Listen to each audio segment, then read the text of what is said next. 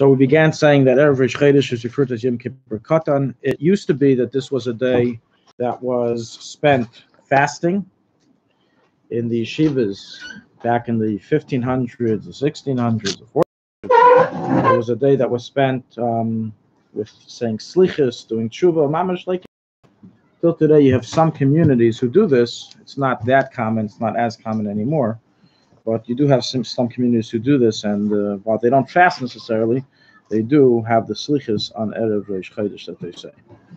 But we do not, right? In Chabad, we don't. I mean, we don't even say slichas during a Seresemei Chuva, let alone on Erev Reish Chodesh. And one of the reasons brought down for that is because we emphasize more action, which is very interesting because Chabad is intellect, right? Chachma. Usually intellect and action are complete opposites. They're polar opposites. Well, one is deep thinking and the other is the lowest, energy within the physical body. So, but nonetheless, as we know that the Alpharetta says that the beginning is edged in the end. Seif Ma'asav Machshava Tchila. So specifically in Chabad, we emphasize more the action because it's emphasizing the intellect. In any event, the Tzemach Tzedek stated on this that we emphasize Chuva with action rather than Chuva with words. That's why it says there's a time for words and there's a time for action. I will mention over what the Mittler Rebbe writes regarding Erev Yom Kippur. Erev Yom Kippur Katan, today. Yom Kippur Katan. Erev Reish Chodesh, which is Yom Kippur Katan, which is today. So there's a sefer called Pekeach Ivrim. It was a sefer originally written in Yiddish. And it was written for the sake of Bali Chuvas. The Mittler Rebbe was known to write special svarim for specific chassidim. It's very interesting. You can get your own sefer written for your level of Yiddishkeit. And he wrote a sefer called Pekeach Ivrim on behalf of Bali Chuva. I believe it's translated in English. Somebody translated into English. I don't know if it's cost, but it is translated into English. Pekeach Ivrim. The opening the eyes of the blind. It's originally written in Yiddish. I don't even know if they have a Lashon HaKodesh copy. I don't know if it's in Hebrew. It is in Hebrew. So someone translated it. And what about English? Okay. So he writes there in the introduction as follows. Erev Reish Chodesh is an auspicious time for a Baal Tshuva to be aroused and return to Hashem from the sins of his youth with a broken and shattered heart. Erev Reish Chodesh, towards the prayer of Mincha, he should say after his prayer of Shemona Esrei, the confession prayer of Al Chet, normally recited on Yom Kippur. Wow, that's a chiddush. The Mittler Rebbe says that you're on Mincha today and every Yom Kippur Katan, every Erev Reish Chodesh, a person who's a Baal Tshuva, someone who's not a Baal Tshuva, so he's exempt, but someone who wants to be a Baal Tshuva. So we're supposed to say the prayer of Al Chet, just like you do by Mincha of Yom Kippur, or Mincha of a person's wedding, for the wedding, we say Al Chet. And upon saying the words Al Chet Shechtono Fanech, he is to remember all of his past sins and verbalize them before his Creator, expressing regret for the past and resolution for a better future. He is to cry from the depths of his heart until his face is filled with tears. It's interesting because we don't say Tachna. Correct. Correct. Tachna and Al Chet have nothing to do with each other. What? They don't contradict each other. Also, we know that on Erev Yom Kippur as well, we don't say Tachnan, but we say Al Chet. On Yom Kippur, we don't say Tachnan, we say Al Chet. It's not a contradiction. The Al Chet to the Tachnan. This is on Erev. This is today. This is Yom Kippur Katan, which is Erev Reish Chodesh today. Tomorrow's actually Rosh Chodesh. Tomorrow, no, we don't say Al Chet tomorrow. But tomorrow is Rosh Chodesh. Correct. Tonight is Rosh Chodesh in a few hours. So it's during the day today that we should say Al Chet. Mincha. Listen, this is what I read was what the Mittler Rebbe writes as a directive to Bali Chuva. Do people do this? It's not a general directive people do. It's everyone to decide. You want to, you do it. Also, maybe somebody can argue that, if you remember, we gave a speech during a Seresemei Chuva about the Rebbe's approach to Chuva in our generation. So maybe somebody can argue that maybe things today have changed. A person has to focus today only on good, on positive. Of course, you'd have regret, but the question is how often and how to do it. Okay, so that's something you can speak to Mashpia about, whether to actually follow the directive. But this is a directive of the Mittler Rebbe in his day, that the Baal Tshuva should use Erev Yom Kippur as a day of Tshuva. And bottom line is that everyone should use it for the sake of Chuva. In Babitch, there's no such thing as negating someone else's approach in Avodas Hashem. It's just that we should do better. But to negate without doing anything, that's nonsense. For example, somebody to say, we in Chabad don't daven, we don't chuckle so much and move and do all the the movements in davening. That means you have to do even more. But to not do anything, that's even worse. So for a person to say, well, we don't do the al-chaitz, okay, because we want to do higher Chuva ilah, but so do that. Do Chuva ilah. But to not do anything and just to make fun or belittle, that's not a shita in Avodas Hashem. That's a shita of a malik. That was a malik shita. To be mekara. Okay. That's just wanted to mention that one thing we want to Erev. Can you say again what the Alter Rebbe said? A sentence that was interesting that you said. The Alter Rebbe said. No, it's chilasim v'seifim. That even though the Alter Rebbe emphasized intellect, chacham bina v'das, everything has to be understood and contemplated and internalized. It doesn't. Not only does it not contradict the action, but it in fact reaches all the way down to action as a ma'aseh ikar. It emphasizes even more the action of the mitzvahs. Whereas by other Hasidic groups, there was a lot of different there's a lot of different differences of opinion and ashkafas and perspectives on Yiddishkeit between the Talmidei HaMagid with the Alter Rebbe versus others. The others, they emphasize mainly the emotion, mainly the midas, the thoughts, the avos Hashem, yiras Hashem, to the points that they were Hasidim, especially in Ger, that they would. In Amshanov and Ger and other Hasidic groups that they sometimes would not even do the mitzvah because they were spending so much time preparing for it. Like say a story of a Ger Chusid in Ger that he was pacing back and forth for 4 hours, before in the afternoon prior to davening Shachris. They used to daven very late. They used to the Chatchila have minyanim in the afternoon. It's another issue, another point of view. But the point is, he was 4 hours pacing back and forth because he wasn't ready to put on tefillin. And he says, but it's shkia. Shkia is another 2 minutes, so he put on right away. You couldn't wait anymore. But the point is that there's a Sefer Chinuch which writes that the purpose of the mitzvahs is a tzaref hamidus, is for the sake of refining the mitzvahs. So they emphasize more that everything surrounds the emotions. Even the mitzvahs are there for the emotions, for the sake of again having a better character, for the sake of refining one's love of God, fear of God, etc. So that's the main focus. The Alter Rebbe taught no. And that's why they called the Alter Rebbe Litvak. They said, what are you doing? That's what the Mesnavidim say. What are you doing? You're supposed to be from the Baal Shem Tov. But the Alter Rebbe, he had the middle approach, which is the more inner approach and the more pnimis approach, and approach more according to Said, that the action of the mitzvahs are not just there to embellish one's emotions, but they contain a purpose of its own. Make dir b'tachteinim, to prepare and refine the world. So the tachas hachachma is for the sake of ma'aseh, for the sake of action. That's its purpose. What did you say about the beginning? Is it the beginning? Yeah, the beginning, which is chachma, reishis chachma, is rooted in the end, not tchilasim b'seifim. The beginning is rooted in the end. Yeah. And did he mean the beginning as an action? The beginning is chachma. Is rooted, meaning they're all there to lead to the action. Even within the Alter Rebbe's lifetime, it wasn't always like that. Until the later years of the Alter Rebbe, until the late 1800s, late first century of the 1800s, about until 1810, Chassidim also, first decade, Chassidim also thought similar to this approach, where the main emphasis was on the emotion, not the action. Then the Alter Rebbe said his famous, he sent out his famous letter of Igeras HaKodesh, talking about the importance of Maisa. I believe it's Igeras HaKodesh Chaf, Yates. And that's when the Chassidim took it very, very, it was a novelty for them to hear this from him, the emphasis of action, the importance of Maisa and mitzvahs. Okay, we're going to do one question in Chesed Mishpat before we delve back into our food. I'm waiting a whole week to finish eating this menu. The pretzels, the crackers. So before we get into it, so I received the following shiur. It was a big fight that happened over, of course, what? Money. Money is one of the biggest causes of fights. And the following was the argument. Okay? Two people were hired to work for somebody in his home. And as they were working and doing this construction work, another one of the workers one of the workers was walking near that area, and he found a sum of money. It was a sum of money that was on the floor. He immediately stepped on it in order to grab it, and he screamed right away. He was so excited, "Look at what I found!" And before he had a chance to pick it up, someone else came and dove and took the money. So now I'm receiving 4 people who want the money.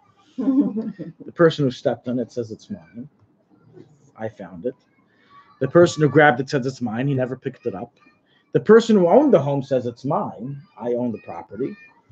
And the person who hired them to work for him says it's mine. They're working on my payroll. Nobody knew whose money it really was.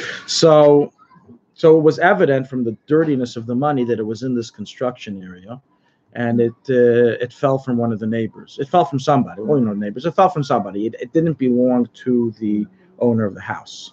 I mean, possibly it could, but not necessarily, because it was found in an area that, like on a roof area. That's where it fell from a roof area where people throw their stuff, falls from on top. The person living on the bottom doesn't throw stuff on top of his roof. So bottom line is that a whole bunch of people are arguing to receive this money. So you have to do the process of elimination. So I told them, first of all, what I can tell you the answer, but you should just know my fee is about this and this amount, so the money's mine. No, I didn't charge the money for the answer, but usually that's how it would work. So it's a very interesting case. If a person's walking in the street, you're walking right here in Rehov Yerushalayim, you see a $100 bill on the floor. You're running to get it. You saw it first, and someone sees you running, or let's say you said, "Wow, $100 bill," and someone came and grabbed it before you did. Who gets to keep it? So the halach is as follows. It's not yours. It's not considered a kinyan until you pick it up. Well, it doesn't help that you saw it first. If you saw it first, and keep quiet till you pick it up. Don't announce it. But it's not just because you see something doesn't make it yours. You have to pick it up first. Now, what happens if it was within my Adamas? So this is where the shiur gets complex. It was already within 2 meters of my body, and I saw it. Actually, pick it up, do a kinyan, some form of kinyan. Because the Chachamim knew that when Reuven's walking on the street and sees a $100 bill and doesn't pick it up on time, and Shimon comes and then picks it up because he was closer or he ran or whatever other reason he was able to get to it first, it's going to cause a huge fight and a huge argument. He's going to have tarumas. He's going to have hard feelings against him. You feel like he stole the money from me. I saw it first. It belongs to me. So therefore, the Chacham made a takana. What was the takana? Dalid Amos Kainis. A person's 4 Amos acquires, meaning that seemingly it seems that the money, since the money is within my 4 Amos, even though I didn't pick it up, belongs to me because I saw it first. I intended to acquire it. It's like a chatzar. The halach is as follows: if let's say you need to have the paper, you have the paper delivered to you every morning, and the guy that came threw the newspaper on the sidewalk, it landed on the sidewalk. The sidewalk public property, absolutely. Does it belong not yet to the owner that ordered the paper? Not yet. Someone who steals that newspaper, who do they steal from? The company. They didn't steal from. It's still stealing. It doesn't matter. But they stole from the company. They didn't steal from the. So if the guy's coming out and he sees somebody stealing his newspaper, you can tell him, "I'm not stealing from you. Like, what do you take me to court for? I didn't steal anything from you. You have an issue. Talk to the newspaper company. They have an issue with me. Okay, I'll take it out with them. I did not steal from you. It didn't enter your property. But the second it enters his property, let's say he threw it on his front porch, then it's considered owned by him. It's a chatzar, and a chatzar is kain. Okay, that's the law of a chatzar, that a chatzar acquires something for a person. So the Chachamim said, we're going to consider a person's 4 Amos to be their chatzar. So something that's within your 4 Amos is considered as if you acquired it. So it seems like in this case, if you're walking and the $100 bill is next to you, it belongs to you, even before the other person picks it up. The only problem is, This happened to me last week, exactly this. Oh no, with $100? No, 100 shekels. It's for Dalit Amos 4 steps. No. It's 2 meters. Okay. 196 centimeters. What was the case? Oh, are you asking me? Yeah. I actually didn't know what to do. The reason I picked it up is that I thought I was carrying 100 shekels that I was going to pay someone. And when I got home, I found that no, I had the 100 shekels. So I thought, should I go back and put it in the street so the person who dropped it will find it? And I actually advertised. I didn't say the amount. I didn't know what to do. So now you're also touching on the point of a Shabbos Haveda, which we didn't even touch upon in this whole shiur. They're all arguing we get to keep the money, but what about the original owner? Nobody thought about him. That's what happens with greed. Nobody thought of the original owner. So the answer is that let's settle that once and for all. There is no din of a Shabbos Haveda with money, unless the money has a specific simon, like a wallet. If you found a wallet, then you're not allowed to keep it. You have to announce it. You have to try to find the person. If you can't find it, you have to keep it till Mashiach comes, and etc. Or use it and write on a piece of paper that you owe the wallet to the original owner when the Mashiach comes and tells you who it is, etc. But just a plain money, a dollar bill, a bill or a coin, there's no Shabbos Haveda. How you gonna? There's no way of simon. The person for sure had yish. The person for sure gave up hope on finding it. And therefore, now if you know, let's say you saw it fall out of someone's pocket, and of course, you have to return it. Stealing if you don't. You saw it fell from him, you know who to return it to. Okay, and you saw that he didn't realize yet, so you found it right away. But in a case where the person, you don't know who the person is, and it fell, then you get to keep it. There's no way of really doing a Shabbos Haveda when there's no simon. What are you supposed to say? Whoever lost $100, come to me. You'll have about 1,000 candidates that'll come to you. I didn't say the amount. I said, if you lost money, call me. I know, but you have these scammers that they have 50 people they're calling. They say 100 to each one. Eventually, they get one right. There's no real way of identifying. But in this case, it was in a building. They put a petach. They don't have to say the amount. No, it was outside a building. It could have fallen from anybody. It was outside. They have a roof area by the street in their chutzner. Could have fallen from anybody in the world. Even if it fell from the building, it still has yish. There's still yish. There's no way of knowing who it came from. So there's no Shabbos Haveda here. So obviously whoever finds it gets to keep it. The question is who found it. So the issue is as follows. This Adamas trick, it's a beautiful trick, but that Chum said it doesn't work in a public area. In a public for all area, it doesn't work. Like in the middle of the street or middle of the side, it doesn't work. They gave specific areas that the 4 Amos trick work. Now the question is, in a person's house, what do we say? So the question is still under debate. Still have to look into it, but the sides are as follows. The person who hired them has a claim, according to halacha, saying that ideally, since they're working for me, their mitzias should belong to me. Their findings should belong to me. They're my workers. We find that similar to a child. If a child finds something, it belongs to the parent, because they are totally, they are dependent on the parent, and therefore their findings go to the parent. Same thing, another claim that there is regarding this case. So just stepping on it is not enough. Unless you say it's within his Adamas. It's within his Adamas, then he's klainet, so it should belong to him. Problem is that they were in someone else's house. So once you want to start claiming that because it's in your 4 Amos, you should acquire it, the guy's own house should acquire it. It's in his house. It's in his chutzner. It's in his courtyard. So if anything, it should go to him. So this requires some arbitration. I haven't yet finished looking into the shiloh, but this is the shiloh that happened on Friday. It came up. Yeah. There's something else about they were doing construction and they found some sort of treasure in like a 200-year-old house buried way under there. And who does it? Right. That's more of in that case, it's more clear that it belongs to the finder. It's a little more clear that case, because that's something that's a treasure that's like hidden. This wasn't hidden. This was just someone had to just go up there and clean the place up from all the construction stuff. But something that's hidden, it's considered lost until the person finds it. That is also, by the way, the heter. It's a side subject, but it's a similar. The foundation of the heter is the same. Of why, really, according to halacha, there is no stealing transgression that occurs if a person downloads something that's on the open internet, even if it's copyrighted. They can write 1,000,000 times, forbidden to photocopy, forbidden under Allah and under this. Fact is, something that's already become publicly open is considered lost. And therefore, it's considered as if they don't have ownership over it, and anyone who takes it is mutter. For example, there were Eitzer HaChachma is this huge project of books, 100,000 books.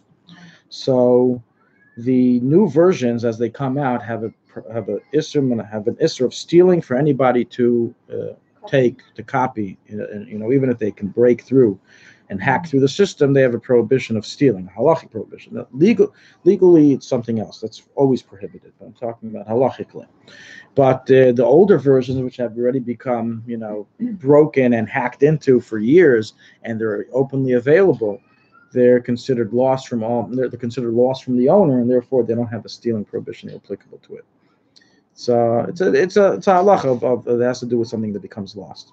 Therefore, not always is there a stealing prohibition when a person makes a copy of an item. It all depends on did he lose already his ability of control over it. Now, it doesn't mean it's morally correct. Just because halachically it's permitted doesn't mean it's morally correct, but halachically it wouldn't transgress stealing. Do you remember that horrible story that happened over 10 years ago? An old lady and her daughter. The daughter decided she wanted to give her mother a new mattress. So when the mother wasn't home, she brought in the new one and threw the old one in the garbage. Her mother got hysterical. She'd been stuffing money in that old mattress for many years. There was over 1 million shekels in there. 1 million shekels? Yeah. Oh, wow. So they tried, they went to the garbage company, they tried, they couldn't recover it. They never recovered. Never recovered it. Okay, back to Mazaina spread. So I'll hopefully tell you the conclusion. One thing I know that only one person's going to be happy, and 3 people are not going to like me anymore. Unless they split. Unless they're not, but that's a. It's not the honest. How much money is that? Not a large amount, but it's a bill. It's a nice bill that takes a few hours to work on. To work on getting. Okay, last week we went into. We went into Mazaina spread, and we explained the following. We said that we have 2 things we need to clarify regarding Mazaina spread. That is, number 1, what makes bread Mazainis versus Hamaitzi, and number 2, when it's Mazainis, when can it become Hamaitzi if you set a meal on it? So those are the 2 things we discussed. I'm going to review what we said thus far and continue from where we left off. So thus far we explain the following, that there's 3 types of grain products.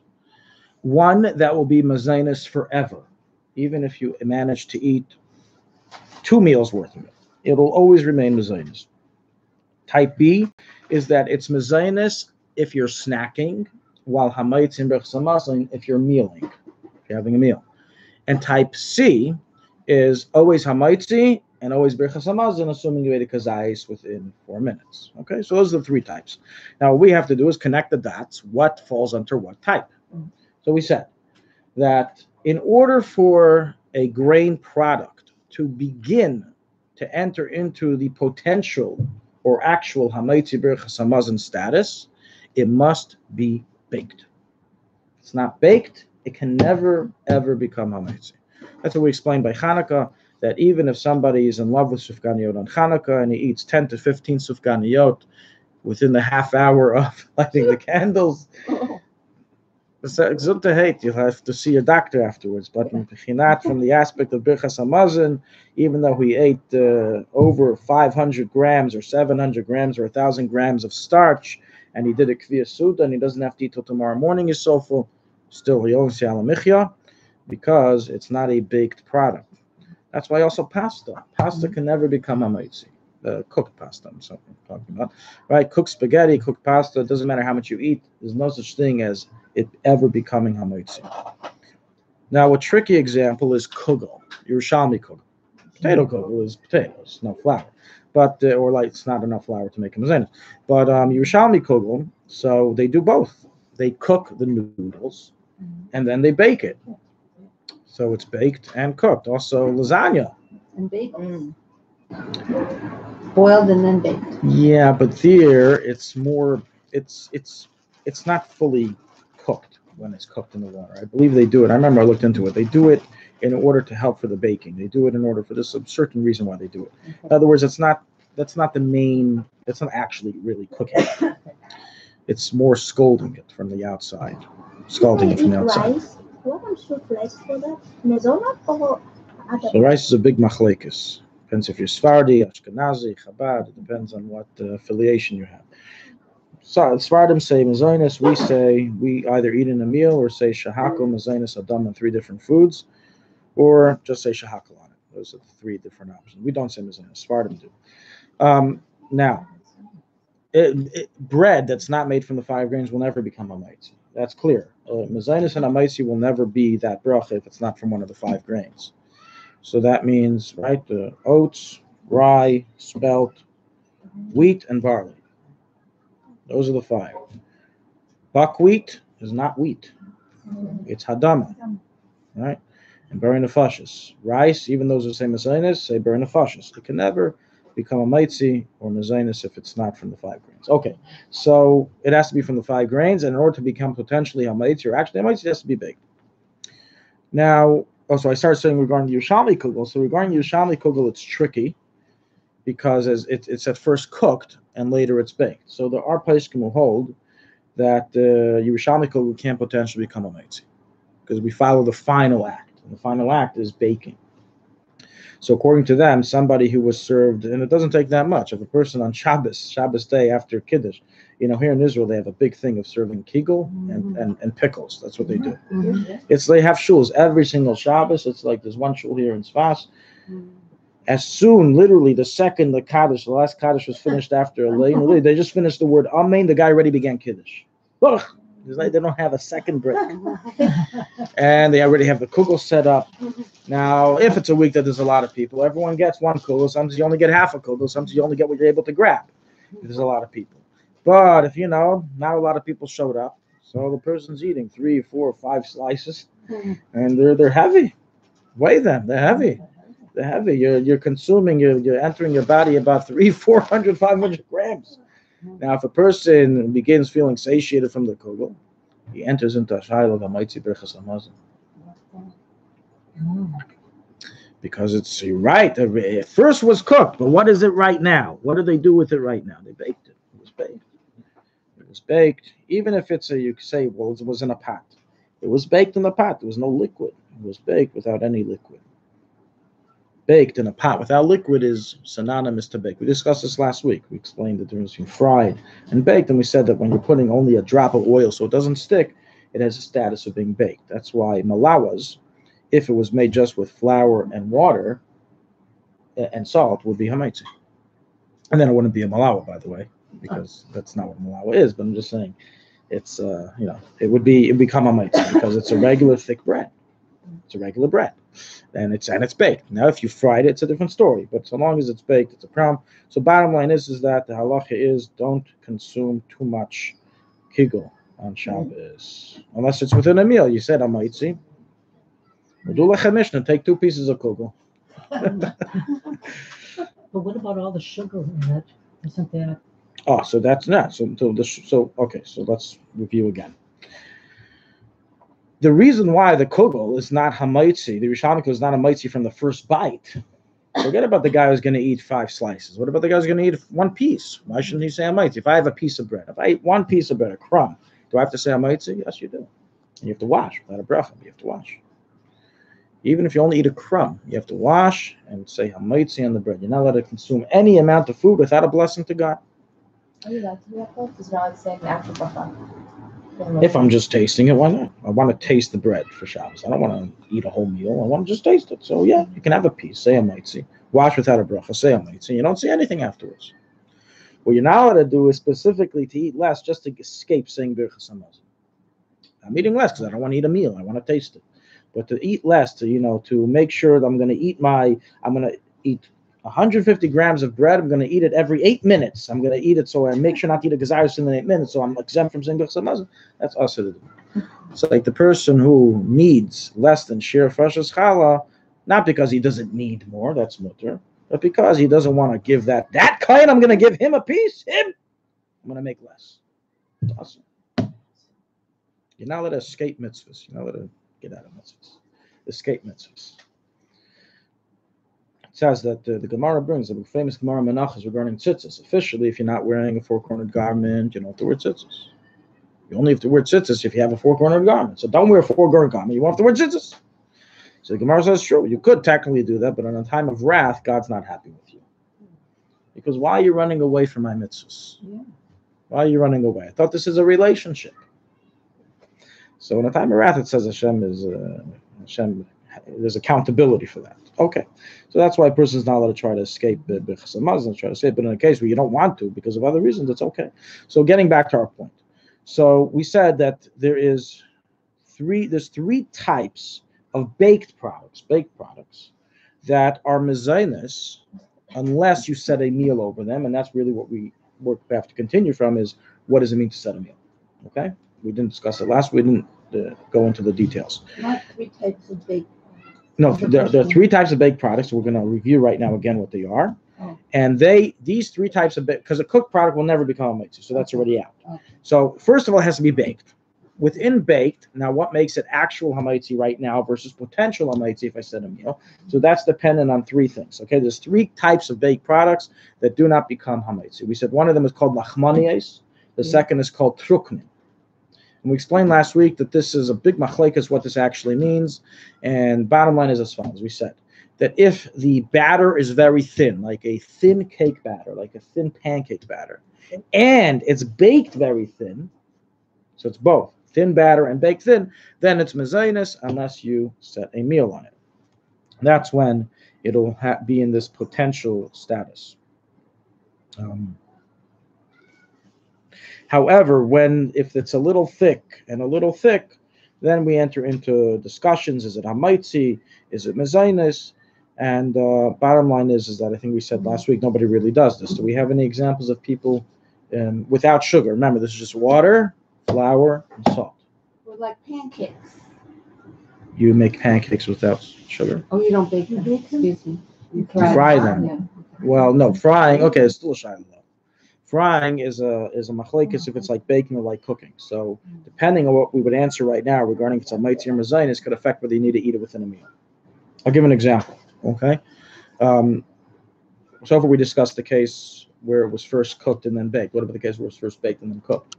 Such as I took bread, dipped it in eggs, and want to make French toast. If I deep fry the French toast, or I fry the French toast, what's the halacha? So there's a whole discussion of what happens to the bracha now. Is it still hamaitzi? Is it not hamaitzi?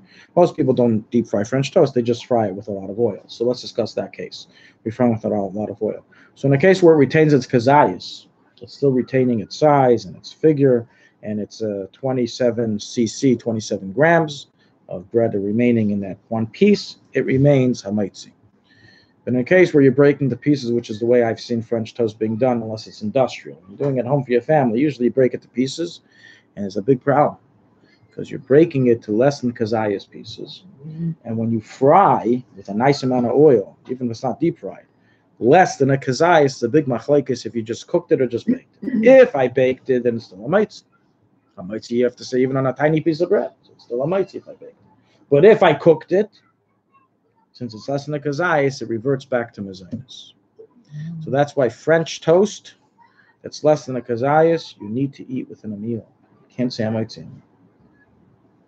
And b'chsamazanosa, you have to eat within a meal. You can't say hamaitzi, or you should say it.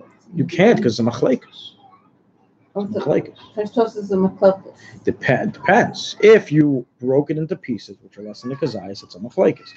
If you're what I tell my wife to do is the following: you can do broken pieces at the end. First, do a whole piece of bread, kazayas piece. Everyone will start the meal in the kazayas piece. Like a slice and of for challah. sure, yeah, like a slice of challah. For sure, be hamaitz, for sure, be bechazamazin. Then you can enter the rest of the suffix pieces. We don't have a problem because you're good. It's covered. You're in the meal, right? But to break all the pieces and have only pieces of French toast, it is a problem. It's entering the big machlekes what its bracha is. So, say you're having a salad with croutons there. Right. So very good. So if I took old challah and I cut it to pieces, or old bread, and I cut it to pieces, and I baked it in an oven, and I spiced it up, and I put it in my salad, those are hamaitzi. So you can make But if you specifically bought from the store croutons, then it's mezainis. Why is it mezainis? Because it's manufactured for that purpose. It's baked for that purpose. It's not baked for the sake of bread. Something that's baked for the sake of bread retains its bread state until you actually cook it. And even then is a whole discussion if it's a kazayas, less than a kazayas, etc. That's why matzah balls. Matzah balls is a very Jewish dish. Why? Most people think because it's what our ancestors in Europe used to eat. The real reason is because there's a million opinions on what bracha you say. It's a big machlekes on what you do with matzah balls. Oh my God. Some places can say, including the Alpharetta and the Shulchan Aruch, say I might see a matzah balls. I might see berach samaz and a matzah balls. In the Siddur, and this is the Minhag Yisrael, is that the Alpharetta rules, he retracted from this ruling, he rules it's mezainis. Why? Even though it's a kazayis, because it lost its figure of bread. Somebody ordered, a hamburger sandwich, and you gave them 2 matzah balls with a piece of meat in it. Look you like you're crazy. It doesn't look like bread. It lost its looking like bread. If you gave them crackers or something, okay, you can pass. But 2 matzah balls, it doesn't look like bread. So because of this lamaisa, we rule that it's mezainis. But I'm just saying, anytime something already became a hamaitzi in birchas hamazon, to now change it and revert it is it has certain rules that have to be followed, and French toast doesn't abide by those rules. It's still under suffix, and therefore, if you're doing less than kazayas pieces, you got to wash on something else. It looks like bread. It tastes like bread. It is bread. Right, but yeah, but we have mezainis bread. So the question is it hamaitzi bread or mezainis bread? That's exactly the question. Okay, getting back. So we said that plain flour, water, no, salt, whatever, and being baked in that fashion, it depends on the thickness of the batter, depends on the thickness of the baking, of how the outcome of it is that will affect whether it's mezainis or hamaitzi. So one thing we already learned from last week is that it's possible to have a regular ingredient of bread, regular ingredients, same ingredients as actual bread, but one will be hamaitzi, one will be mezainis, depending on the amount of water to flour and the way it's being baked. If it's being baked on a flat surface, that it can spread like a French croissant and become thin, versus being baked in a pot and becomes thick. Okay? So, now, then we said we have pasal babakissin, and that's the third type of mezainos bread. Problem is that in pasal babakissin, we have 3 opinions of what that means. And we went through 2 last week, and we're going to say the third one today. Okay? The 2 we went through last week are as follows. The first opinion says, and this, according to the Alpharetta and the Siddur, everybody holds of this, so this you can say mezainis on without a problem, unless, of course, you have a meal on it, and then it can become a maitzi, as we'll discuss what it means to set a meal. But so long as it's just a small snack, it will never become hamaitzi, and that is regular dough, flour, water, salt, nothing else, okay? Even if there's nothing else in the dough that can change its bracha, but it's filled with sweets, like a rugula, okay? Or like people make kakish cake, okay? Even if you're using regular dough, but it's filled with sweets, whether it's chocolate, whether it's apples, whether it's on it. So if a person is going to be, so let's take, for example, cake. Okay, no, cake is not filled. Let's take, for example, I said before, okay, an apple strudel. So, or baraka that's filled, or a pastry dough that's filled with chocolate inside. So if you eat 1 or 2, you're good. But if you're, having 2 of these and 2 of these and 4 of these and 3 of these, you're already starting to enter the setting a meal prohibition. Okay? So what we did, and we'll discuss exactly the definition of that, but this is something that you have to be aware of, that pastries, which we all think are mezainis, we only look at as the problem of mezainis bread with actual mezainis bread, which are rolls that say mezainis on them. And you can't eat too much. People don't realize that it's with almost all mezainis foods. Almost all mezainis foods that are baked can enter into this problem. If you have too many pastries, so even you said, but I only ate 1 of each, but you had 10 different types. Weigh each one, it's 50 grams each one. So you had 500 grams. Are you full? Yeah, I was full. That's why I bought it all. So you have to bench. What are you doing? Right? And you have to say, I'm Maitzi and bench. So we're going to give the exact definition later on, but that's the first case where on the outset it's mezainis, even though they're telling you, I just looked and I saw he makes the same dough. It's the same dough for the bread. He's making also for this kakish cake. Doesn't matter. He's filling it with sweet, so it's different. The second case we gave, which is under debate, is if a person didn't fill it with anything. So this is mamish like challah, but he kneaded it with not water ingredients, eggs, oil, etc., apple juice. So long as the majority ingredient is not water, meaning the majority liquid ingredient is not water, it's mezainis. and Alamichi according to some opinions. And that's the bottom line of how we rule, because Savik Bracha is Lahakal. So pretty much, as long as somebody's going to say, well, I think it's Mazainus, we're going to say, well, we're going to have to say Mazainus then, because you can't say a bracha if it's a machlekes. He said Mazainus on a Maitzi or Yetzi. He said a Maitzi and Mazainus are not Yetzi. So we have to always go with what's going to cover according to everybody. So therefore, even though it's under debate this case, we say you say Mazainus, and the after blessing is Hamaitzi. But because it's under debate, some people don't eat Mazainus bread. We discussed this last week. They will only eat it within a meal. That's the advantage that a rugelach or that a kakish cake has over Mazainus bread. As if it's filled, if it's stuffed with sweets, we rule it's not under debate. It's Mazainus. But if it's not stuffed with anything and it just was kneaded with a non-water ingredient, then it's under debate, and therefore a Baal Nefesh eats it within a meal. So you have those that are anti-Mazainus bread advocates. You have a number of them. They're ready for many years. They have websites. They publicize different contrasim against the Mazainus bread. Okay, each to their own. They have issues with the Mazainus bread. We agree that l'chatchil is better to eat within a meal, but it's minadin. You can say Mazainus and alamich so long as you're not eating too much. The third type, and that's what we're up to today. Crackers and pretzels. Now, if you look in the ingredients of your crackers and it says flour, water, or vegetable oil, so we can argue, hey, maybe majority of the liquid is oil. So it's Mazainus. Now, what if majority of the liquid is not oil? Majority of the liquid is not oil. Majority is water. So why isn't it a maitzi? Why is a pretzel not a maitzi? Flour, water, a thick dough. That's not a tuknin. It's not a lachmanias. It's a thick dough. It's thick. It's baked. Why is pretzels not a maitzi? Now, if I tell you that pretzels are hamaitzi, you'll probably never come back to this class. So I'm not going to tell you that.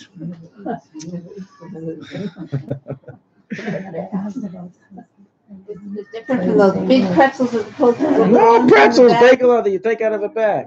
It's flour. It's following through the line of thought that we set to become a maitzi. Thick dough. It's not lachamanias. It's not truknin. Thick batter. Baked thick. It's baked. It doesn't have majority non-water. Majority liquid is water. It's not stuffed with any sweets. It's a classic, seemingly hamaitzi. So the answer is as follows. We have a third opinion of what Pasa Baba Kisnan. According till now, we said the first opinion is that Pasa Baba Kisnan is pas bread that comes with a kiss, a packet. They said the word kisnan means packet, so it's stuffed with chocolates. It's stuffed with fruits. It's stuffed with sweets. That's what makes it Mazainus. The second opinion says that no, it means that it's kneaded with a non-water liquid. That's Pasa Baba Kisnan. Third opinion says you're all misunderstanding what the word means. Pasa Baba Kisnan is bread that's eaten, kisnan, as a snack. By bites. As a snack. So according to this opinion, even if you followed the party line on the ingredients, the form, the baking, it's fulfilling everything. But it's just not made in a way that people look at as bread. Like crackers, they're just pieces. And hard and not soft, etc. For the different reasons why it's viewed as a snack and not as a meal bread. Therefore, it's Mazainus and Alamichia, unless you set a meal on it. The Alpharetta in the Shulchan Aruch brings all three opinions and concludes, Safek brachas lahakil. Not everyone agrees with their opinion, right? It's under debate. He says, Safek brachas lahakil, therefore you say Mazainus and Alamichia. It's forbidden to say hamaitzi on pretzels. Anyone who says hamaitzi on pretzels, it's a Safek bracha levatal. Nobody holds you should say hamaitzi on pretzels because it's possible because according to the third opinion. And Safek brachas lahakil. The question is, however, should a Baal Nefesh not eat pretzels or crackers unless it's within a meal? So the problem is as follows. The Alpharetta in the Seder, the Alpharetta has two compilations on the laws of blessings. One is called the Shulchan Aruch, and the second is Seder Birchas Hanenim. The Seder Birchas Hanenim, which is printed in the Siddur, was written much later on in his life, and represents his final opinion. And that's what we follow. Whenever there's a debate between the Seder Birchas Hanenim and the Shulchan Aruch, we follow Seder Birchas Hanenim. For example, by the matzah balls, I said. In Shulchan Aruch, it's hamaitzi. In Seder Birchas Hanenim, it's Mazainus. We say Mazainus on matzah balls. So some say the following. Since the Alpharetta and Seder Birchas Hanenim only brought the first two opinions, he completely omits the third opinion of Pasa Baba Kisnan. Meaning he doesn't mention the idea that a snack bread is mezainis. Maybe, they say maybe that means that he held that it's not a true mezainis. Maybe he, the Alter Rebbe, in his final days, ruled that it's hamaitzi.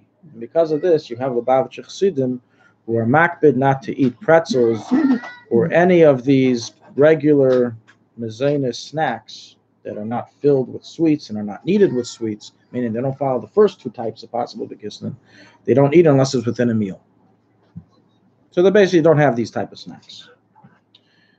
However, there's another limud chus that we can learn on why these would be mezainis, even according to the first two opinions.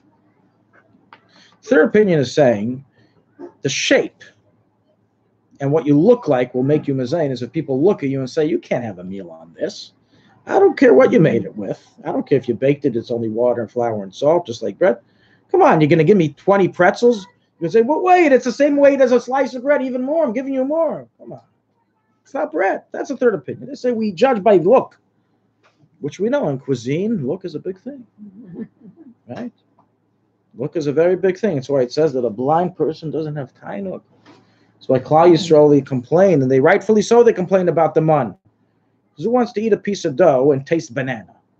Who wants to eat a piece of dough and taste a piece of meat? I think it's spoiled. Honestly, sometimes when we eat something that doesn't look like what it's tasting, we say it's spoiled, even though it may be tasting like something very good if it only looked like that thing. So, so it says that looking makes a difference, and therefore they say we also value the look of the product. That's a third opinion. The first opinion says, no, that doesn't matter. We look at physically, what was it made of? That's what it is. Now, let's take a look at pretzels. Many pretzels are made in addition to just flour and water with salt. And not just a little bit of salt. The salted pretzels have a lot of salt. Crackers, they're spiced up. A lot of these foods are spiced up. It's not just because of the small size that they look scrawny and small and hard that we're not setting a meal on them. It's because they're salty and they're spicy. They're not a regular meal bread. And therefore, there's an argument to make that even according to the first two opinions, it should be mezainis. Bottom line is that this is the minhag of Klal Yisrael, including Babitch. The widespread custom is that we say mezainis on all these products. The only case where you can really have a chumrah is by unsalted pretzels. Unsalted pretzels that are made just with plain flour, water, and salt. There's a chumrah to only eat it within a meal. Chumrah. But if it's spiced up and everything, then you already enter more into the first two opinions that it will be mezainis for sure. Well, it's still under debate, really, but it's less stringent of eating within a meal. Only a Baal Nefesh would need to be machmer, not a regular individual. So that is the heter for eating all of these snack products and saying a mezainis, and not a birchas hamazon. Is that word a kiss or a kisli? Kisnin. Kiss what? Kisnin. Nin. Yeah. What it means is a debate. Three would debate what it means. Oh. That's the three opinions. Three opinions is that a kisnin. There's three opinions on what kisnin means. Oh, right. Filled, needed, or just snacked. So I'm still not clear on what is about the lasagna issue. Oh, okay. So let's get back to the lasagna. You said lasagna is very similar to kugel, Yerushalmi kugel. Right. It's first cooked and then baked. So here too, we can technically make the same argument that a person who eats too much lasagna, he's being kaveh suta. You can enter into the question of it becoming havaitzi and birchas hamazon. However, I said before, some poskim say that. Not everyone agrees, because some poskim say the following. In the Ktseisa Shulchan, the famous Chabad posik, he also mentions this. That in order for the baked product to be a maitzi, it has to look like bread. Lasagna doesn't look like bread, with all due respect to the lasagna. It doesn't look like a slice of bread. And neither does Yerushalmi kugel. It doesn't have tzuras pas. It doesn't look like bread. So this is a little bit of a chiddush, because it's not explicitly mentioned in the earlier poskim, in the Shulchan Aruch, but that's how many hold. Many hold that, no, Yerushalmi kugel doesn't matter, and lasagna doesn't matter how much you eat of it. Since it doesn't look like bread, it can never become hamaitzi, even if you can ve'asuda. But again, it's under debate, so still, we're going to have to be machmer. It's under debate. It's under debate amongst the poskim. For someone who's lenient, okay, you don't have to scream at them. You don't have to protest them. We had this problem the other night. It was our anniversary. We went out to dinner, and we split two dishes, a lasagna and a salmon. And it was a big meal with salad and everything, but there was no, other than lasagna, there was no bread or anything. Right. So my husband benched after, and I didn't. We weren't sure. So it covered both. You split the... Okay. What's the correct? You want to know now? Yeah. Obviously, you can't bench if you're not chayiv to bench, right? It's bracha levatala. So, bottom line, lasagna, no, even to the big number, we're going to learn. Oh. Well, we're going to get up to right now what does Kviya Suda means. That's really your question. That's our next subject. What does Kviya Suda means? But first and foremost is to know what is always mezainis and will never change, what is mezainos and potential hamaitzi, and what is always hamaitzi. Okay, so that's the first three things that you have to go through, which we just went through now. And regarding lasagna, as I just said, even if you eat a ton of it, it still will be under debate because it's originally cooked, not baked, and even when it's baked, it doesn't retain a look of bread. Okay, it doesn't retain a look of bread, and therefore you should never wash and bench over lasagna. If you're going to be eating a lot of it, wash on a piece of bread, etc. Also, by lasagna, you can argue that it depends how it's made, but sometimes it's made with so much sauce that in essence it's cooked. It's cooked in the sauce. Depends. It depends. Different types of lasagna. Different people make different types. But if it has a lot of sauce, in essence, it's being cooked in the sauce, and therefore it would not become hamaitzi and berach samazon according to any opinion. But even if it's cooked with very little, since it doesn't have a look like bread, you cannot say hamaitzi and berach samazon over it. Well, that's a relief. Okay, let's go through some foods here. So let's discuss malawa. So malawa, what bracha do you say on it? Everyone knows what malawa is, right? Why is it mezainis? It's a thick bread. Oh, because of the fat. Right, it's mostly margarine, because of the margarine. The margarine is what makes it mezainis, exactly. That's in essence what makes all pastries mezainis. That's what we said last week. Even pastries that are stuffed with potato, which is not a sweet, potato barakas are mezainis. Why? Not because the filling is a sweetener, it's not, but because the dough is filled with oil. It's majority oily, it's majority oil, it's not majority water. And therefore, if you ever see how they make it, for every sheet of mezain, of the pastry dough, they put a sheet of margarine. They do a few sheets. That's how they do it to make pastry bread. And therefore, all pastry bread has the same din as being mezainis. Okay, so let's say they come out with the new malawa, 0 margarine.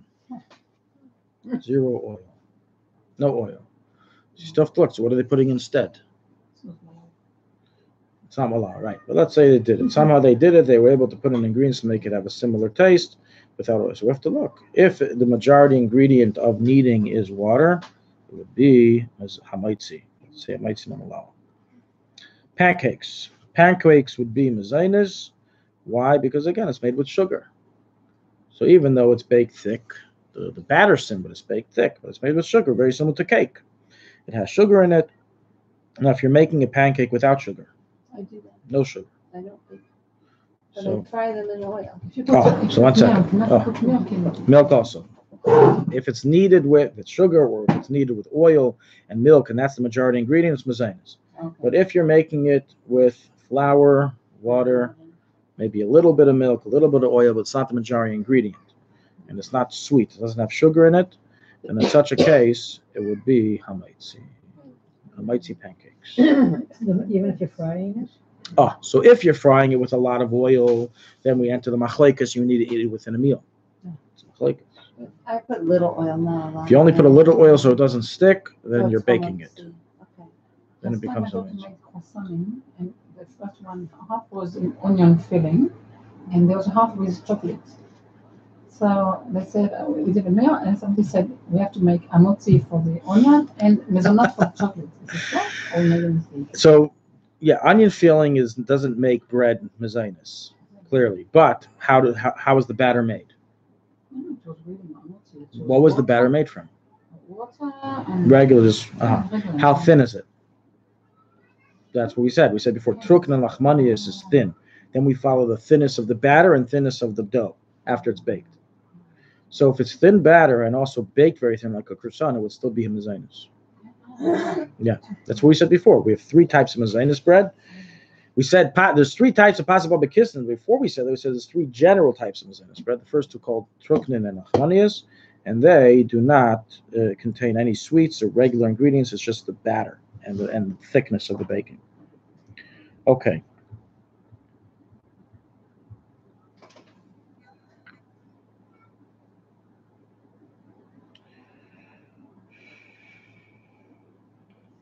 let's go into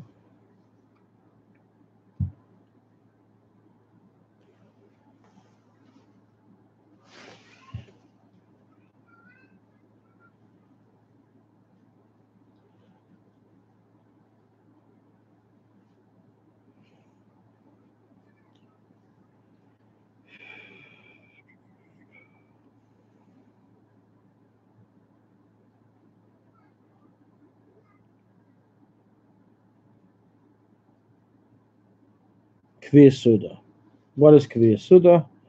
How much is it? How much do you have to eat? Find where it is. Okay. So in halacha, this is a very big balagan. We find a lot of different opinions. It's extremely, extremely confusing, which is very difficult because, you want to eat a nice amount. You want to know what's the limit. When is hamaitzi? When is bechas hamazon? And you don't have time to research for 2 hours on figuring it out. What's going on here? So the Alpharetta in the Seder Bechas Hanenin gave us a very nice summary, which I must preface is not held of universally. It's more of a Chabad shita. The Alpharetta is in Seder Bechas Hanenin.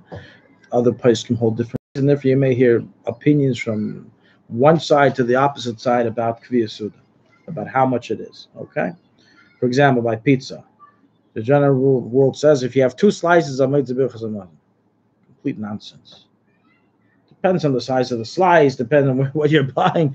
It depends on so many things. I mean, 2 slices of mitzvah bechas hamazon, it depends. It doesn't work automatically. The slices of mitzvah bechas hamazon. So let's go through what the Alpharetta writes. To understand what he writes, you have to first understand there's 2 different factors that play into whether a meal has been created over the mezainis bread. Factor A, satiation. Are you satiated? Factor B is amount. How much did you eat? Now, when both of these meet in the middle, we make it become hamaitzi and berachas hamazon. If only one of them are met and not the other, then we may have a suffix. You may need to eat it within a meal, within other bread, meaning it's machlekes. You have to eat bread first. When none of them are met, then it remains mezainis and hamaitzi. So let's begin with the simplest case of the 2 extremes. Case number 1, where it's for sure mezainis and for sure alamichya. I'm talking about in terms of amounts regarding if it's mezainis bread or hamaitzi bread. We already discussed what falls under mezainis bread and the laws pertinent to it. But anything that's a baked mezainis bread that we discussed earlier can potentially become a hamaitzi. Let's take, for example, cake, okay? I have a piece of cake. I have a cake in front of me. How much can I eat to be safe that it never will become hamaitzi and berachas hamazon according to anybody? So, number 1, you're not going to be satiated. You're going to leave some room in your stomach without cake, okay? That's number 1. Number 2, you are consuming less than 220 grams.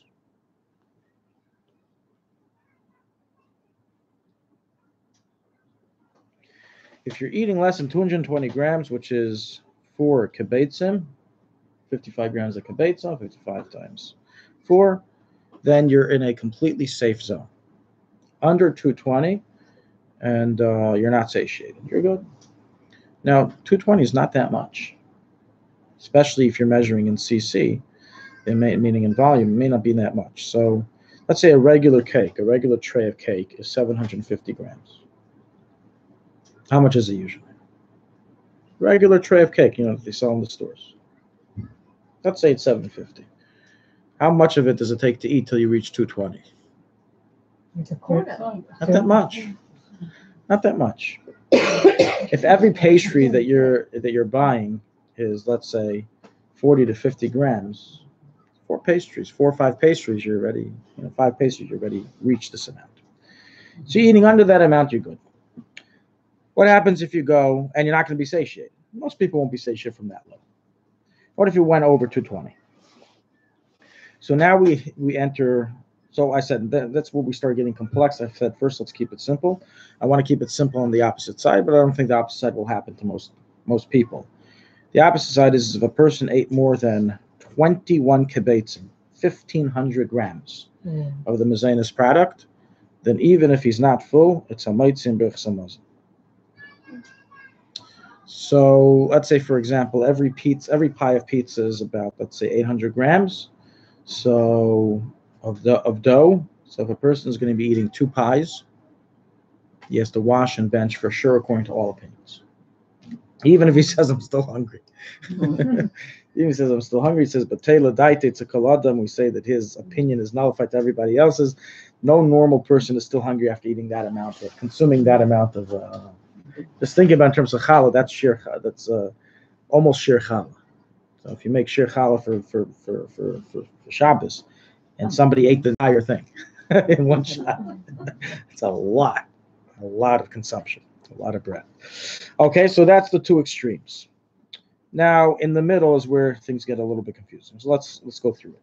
Between 220 and 330, okay, and that's why to figure this out, I let's say in the pizza store, I actually asked them, how much does your dough usually weigh? Pie, just the dough itself, how much usually weigh? Pie.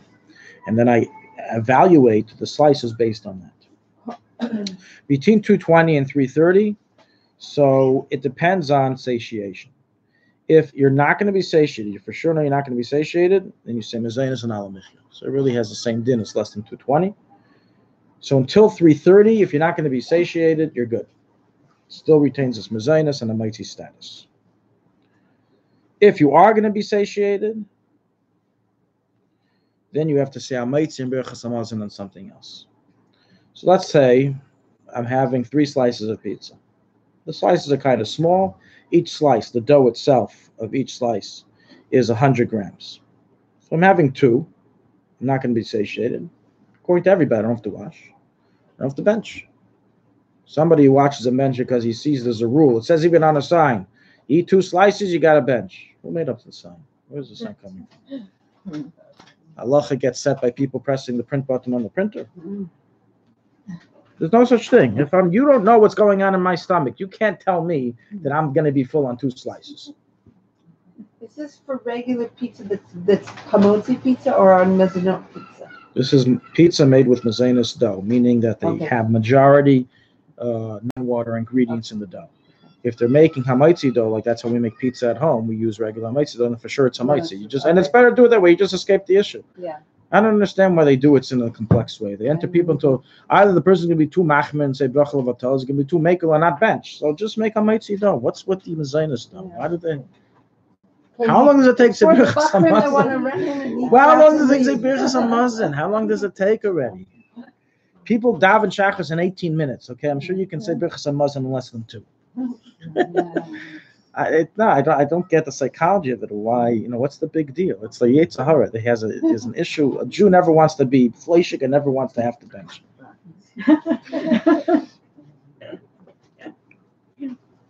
I don't know. But it would be, I think, in my opinion, it would be better just to make hamaitzi pizza. The problem is today, you make hamaitzi people will know it's hamaitzi pizza. Even if you put a million announcements, that people still won't know. They still think, but everyone says it's mezainis.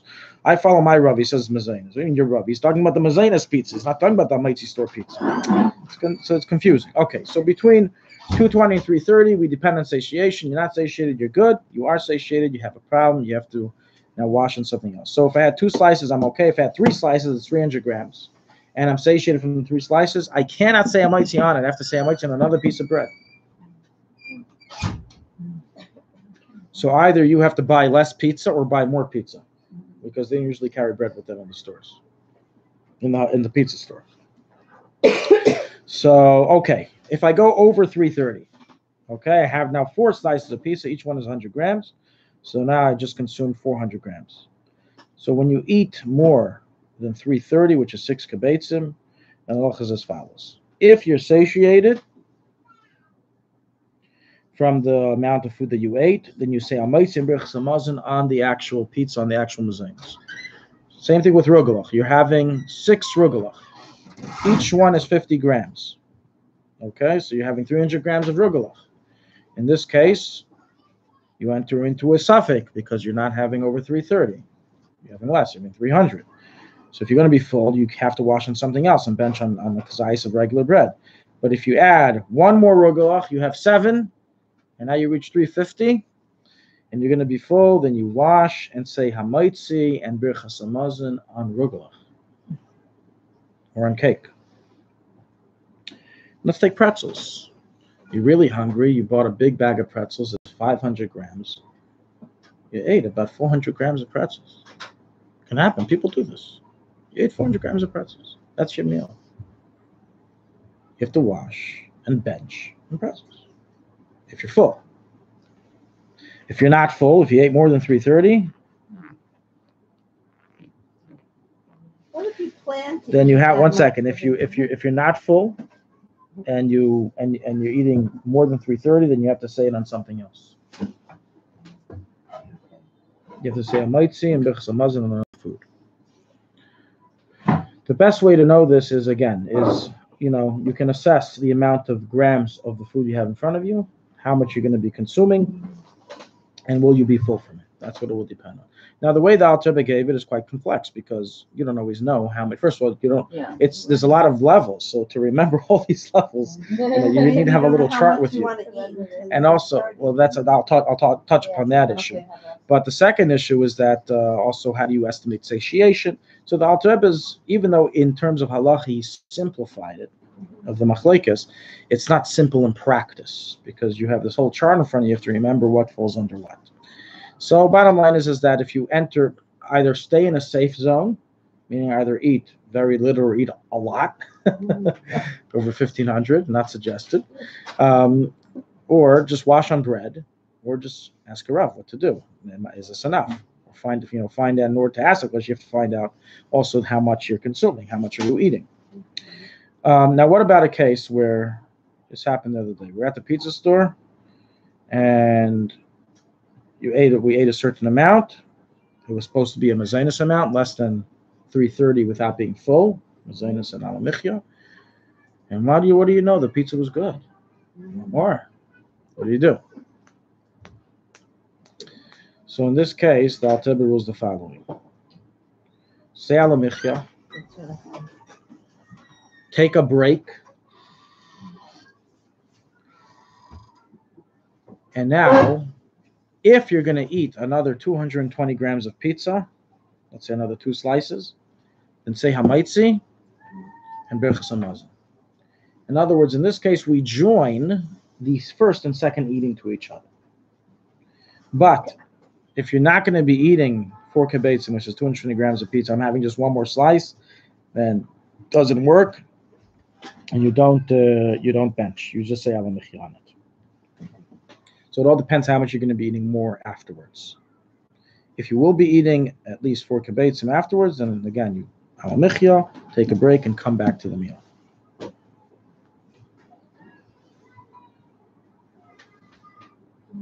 In between singing, we win and dance. Yeah. How about you, Ed?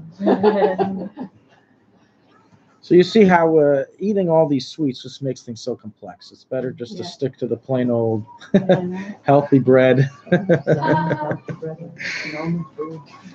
Okay, we're going to conclude with some cooked grain products. This is going to be the end of our mazinus discussion. We made it very simple that foods that are cooked are not hamaitzi, but are grains that are cooked mazinus. I understand that it will never become hamaitzi unless it's baked. Good. Well, will it become mazinus if it's not baked? So we assume that it will, but that's not always the case. What makes a grain product mazinus if it's not baked, if it's cooked? For example, what bracha do you say on cholent? Say shiur each thing. And assuming it's a normal cholent following the party line of beans, barley, wheat, what bracha do you say on? So you say mazinus on cholent? You say who here says mazinus on cholent when they eat I cholent? would say Adamas because it's consecutive. I always say most people say Well, first of all, how many people here eat cholent outside of Shabbos? Exactly. I don't do that. Okay, it's more a men thing. It's not a woman thing. All right, but we have leftover children. I might give it to my husband. He Right. won't eat bread. We feed it to the men, yes. The women feed it to So the you men, would say yes. shackle. It's like a soup. I'd say shiur because the main thing's the There's a meat lot in the chana.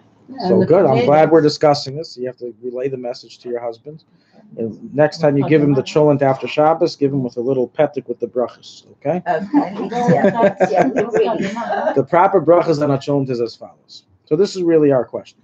When does a grain product that is cooked and not baked become a zaynus? There's a big machlekes. But bottom line is as follows. it only becomes mezainis for sure, that you can actually say mezainis and doesn't enter a doubt, if the grains stick to each other. So barley soup is under machlekes, if it's hadam or mezainis, and therefore the proper bracha on barley soup is eat other things that have those blessings. There is no proper bracha on barley soup. It's a dispute because they don't stick together. It's soup, it's liquidy. So therefore you would have to take a mezainis on, say mezainis on something else, and say hadam on something else. You'd have to say two separate brachas on two other things. Now, it's not a big deal. You usually have it. Now, alamichya is not really an issue because usually, anyways, in barley soup, will not be eating a kazayas of barley within 4 minutes. You eat soup slowly. So to consume 28 grams of barley within 4 minutes is not really so common. So therefore, we don't have to worry so much about the after blessing.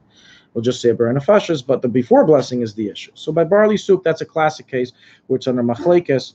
Does it have to stick to each other to become mezainis, or is it even mezainis if it simply is cooked and breaks apart a little bit? The peel comes off, it becomes a little broken.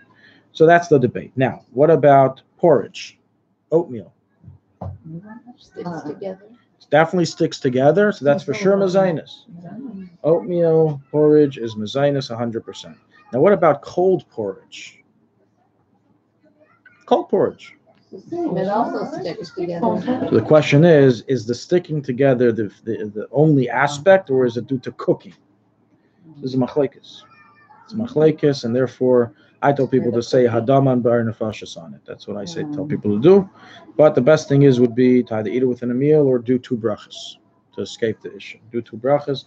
It's a dispute if it needs the cooking to make it stick to become a zainis. Sorry, so what 2 brachas would you say? On what, the oatmeal? Cold oatmeal? Yeah. I say to say hadam and ber nefashos. However, if you want to escape the machlekes, you would need to do a mezainis on one product and a hadam on another product. Now let's go to our chulent. Okay. So wait, I'm confused. Are you saying that mazonos, if it's not baked, is not mazonos normally? What I'm saying is that a cooked product, a cooked 5-grain product, is not always mezainis, correct?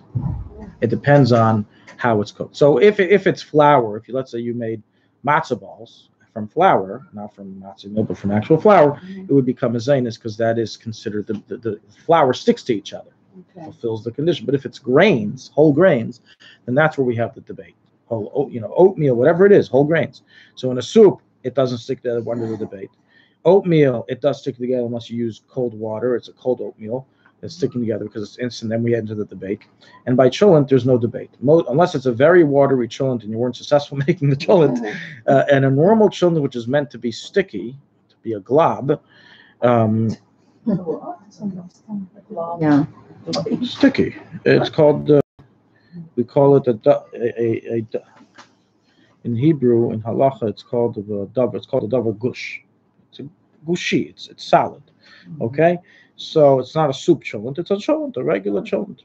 So in such a case, we would have to say 3 blessings. Chulents that are not eaten on Shabbos, we say 3 blessings. Or on Shabbos outside the meal, you're having Friday night chulent, you're having Shabbos morning chulent, you're having chulent after the chulent, whatever it is, you would have to say 3 blessings. You would have to say first a mezainis on the barley or wheat. It's mezainis, it sticks. It's pure mezainis. You would then have to say a hadama on the potatoes because they're big and they're not batal. And then you would have to say a shahakal on the meat. So you get 3 blessings out of your chulent. Now, old chulent that's spoiled doesn't get any bracha. Okay? Right? Spoiled food doesn't get a bracha.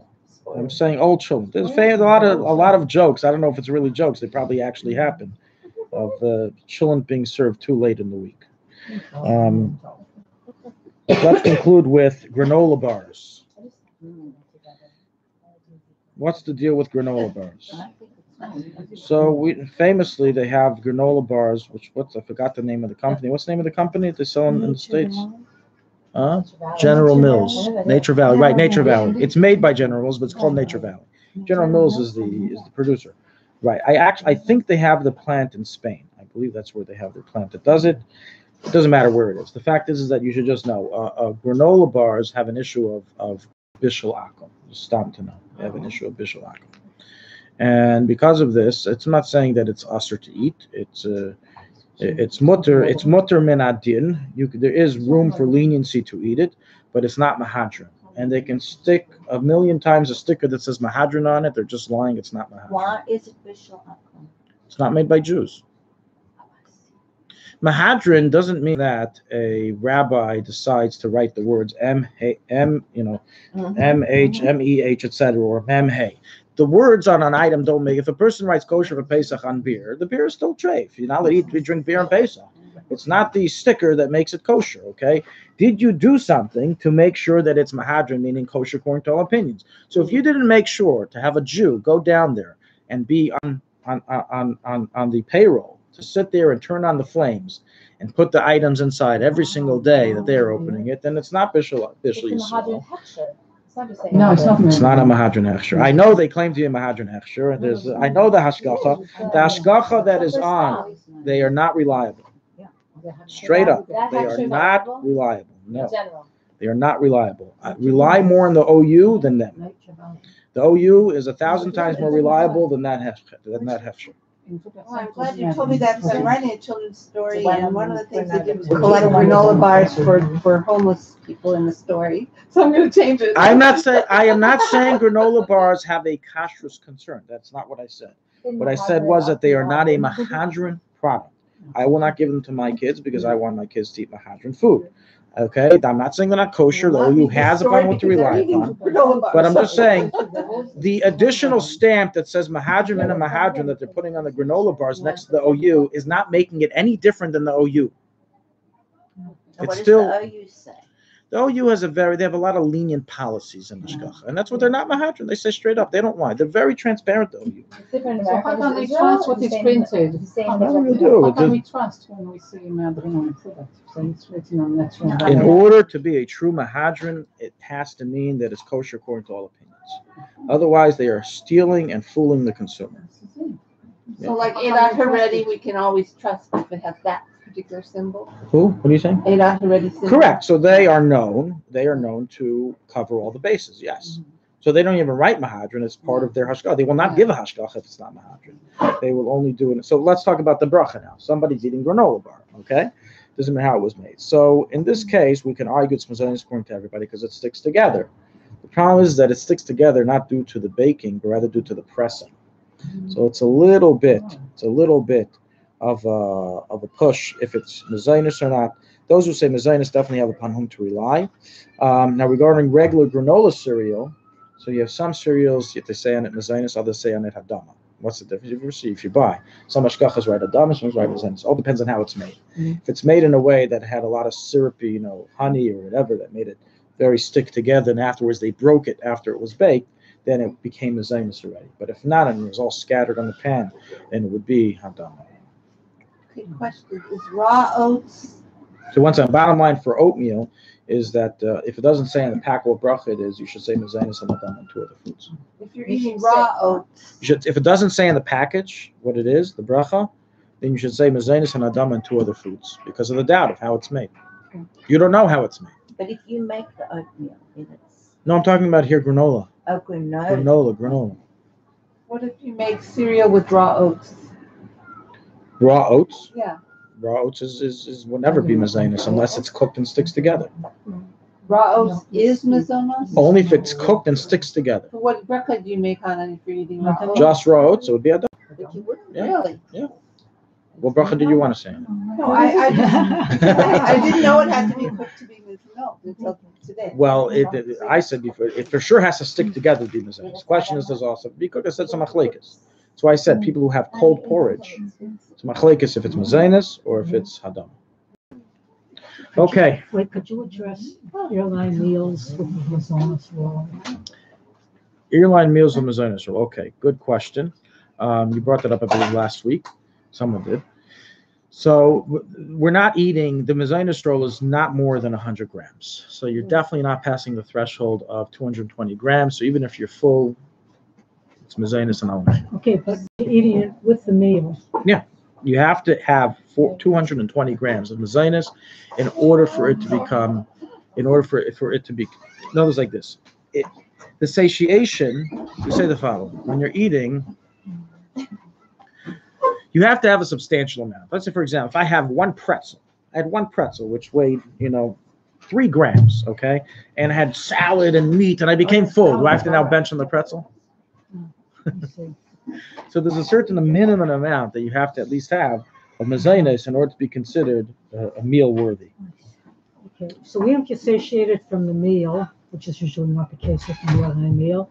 And you have that mazonos roll, it's still mazonos. Yeah, you would have to eat a certain amount, but I want to check how much that amount is. So I'm going to look it up. Look how much it is.